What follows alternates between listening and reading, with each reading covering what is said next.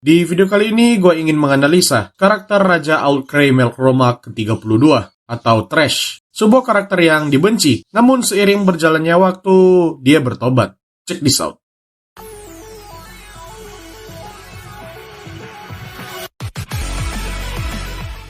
Aulcray lahir dengan nama Luke Lansar Faubray, seorang pangeran ke-13 dari kerajaan Faubray, kerajaan terkuat pada saat itu, dan juga keturunan dari pahlawan tombak dari zaman dulu. Keluarga kerajaan Faubray dibunuh oleh demi-human ras White Tiger dari kerajaan Silveld dan menyisakan dirinya dan adik perempuannya yang buta, Lucia. Pihak Faubray tidak melakukan serangan balasan pada Silveld dan ini membuat Luke membenci kedua kerajaan itu dan mengungsi di Melromak yang membenci demi-human. Dia menyembunyikan identitasnya sebagai keluarga kerajaan Faubray dan bergabung ke dalam pasukan Melromak. Dia memiliki pencapaian yang luar biasa di dalam perang dan kemudian berhasil memenangkan hati dari Mirelia Ki Melromak. Pada masa itu, Luke dikenal sebagai seorang pahlawan karena berhasil mendapatkan Vassal Staff dan membuatnya dikenal sebagai pahlawan tongkat atau Staff Hero. Kemampuan dari senjata ini sendiri adalah untuk membantu seorang penyihir dalam merapalkan mantra, baik mempercepat waktu perapalan maupun memperkuat serangan. Berbeda dengan senjata suci lainnya seperti pedang, tombak, busur, dan perisai, Vassal Weapon adalah sebuah senjata yang ada untuk membantu senjata suci, dan Vassal Staff merupakan senjata pembantu untuk pahlawan tombak. Suatu saat, Luke mendapatkan kabar bahwa adiknya yang dia tinggal saat perang telah dibunuh oleh demi-human ras White Tiger. Ini membuat kebenciannya makin kuat kepada ras demi-human dan juga pahlawan perisai yang menjadi pelindung demi-human. Dia kemudian berhasil membunuh pemimpin dari ras White Tiger, Tyran Geveon.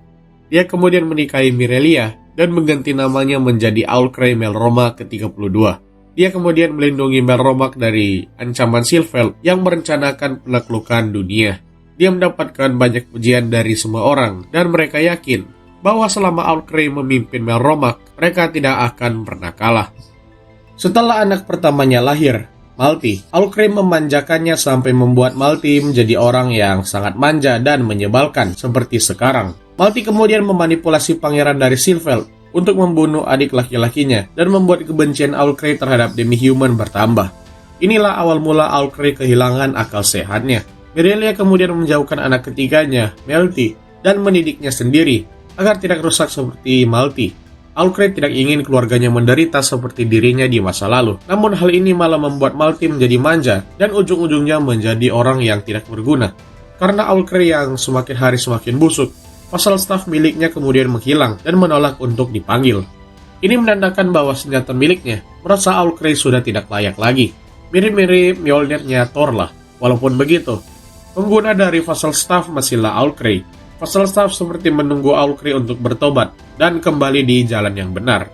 Dia kembali dapat menggunakan Vassal Staff setelah melihat sendiri kematian istrinya yang diakibatkan oleh anaknya sendiri.